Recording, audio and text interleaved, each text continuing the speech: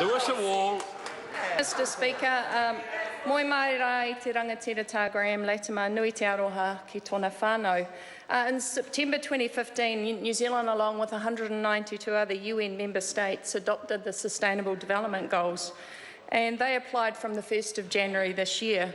The first goal that the House may be interested to know is that there would be no poverty.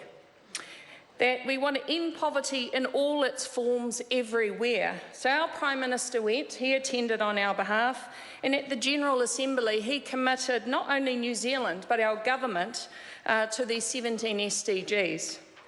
By 2030, we are supposed to reduce at least by half the proportion of men, women and children living in poverty.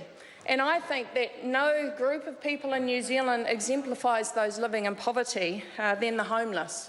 And by definition, the homeless are people living in severely crowded homes, in motels, boarding houses, on the streets or in cars. And between 2006 and 2013, homelessness in Aotearoa, New Zealand has increased by 25%.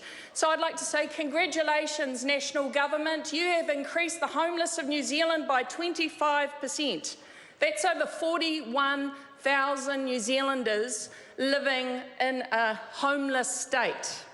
So rather than reduce poverty, this government is actually increasing poverty.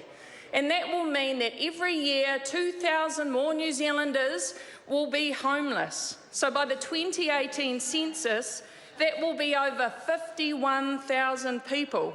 This is National and John Key's legacy as the leader of our country. And what did Budget 2016 deliver to address poverty? What did it deliver? Well, according to the Child Poverty Action Group, Salvation Army, Auckland City Mission, Te Puia Marae, Manurewa Marae, actually it delivered nothing.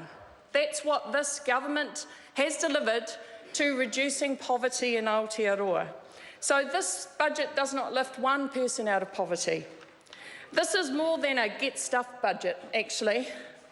This is a you're not important, you're a liability, you're undeserving, you're invisible and unworthy of our help budget. National just don't care. And in fact, their solution, which is their solution for everything, is that there is no problem that tax cuts can't fix. So we all know that's what the agenda of this government is. And tonight, Mr Speaker, at 6 p.m. at Manurewa Marae, the community are gathering because we have responded to the call of Te Puia Marae, who have responded to the people across Tamaki Makaurau who need somewhere, A, to sleep and somewhere to get a hot meal, and also a place where they can have a shower and wash some of their clothes. And actually it's great that Minister Tolley is here tonight, or here in the House this afternoon, because my office has contacted Clendon MSD office, and we're hoping that the Ministry of Social Development staff will be involved in a triage process, that it's going to enable us to identify the people who come to Manurewa Marae,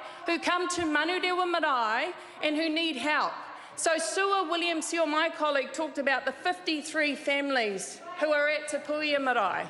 There are going to be over 50 families coming to Manurewa Marae. So that's wonderful that the Minister is committed to her staff being there to help in the triage process so that we can have a plan of action that's going to address the needs of every single family and every single child who live in homelessness, who want to come to Manurewa Marae to not just seek refuge for a night, not just so they can have a place to sleep and something in their belly, so that they can actually have a sense of calm in their life, not live in a stressful situation where they're living in a car. So it's wonderful that the Minister is committed, her staff will be there to help the community.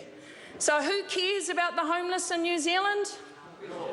Te Puia Marae, Manurewa Marae, Salvation Army, Auckland City Mission, the people and the community groups that are knitting blankets, who on Saturday will meet me at 11:30 at Manurewa Marae.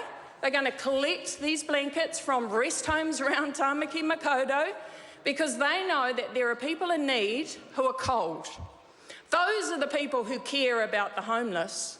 It's philanthropy that cares about the homeless, not that government.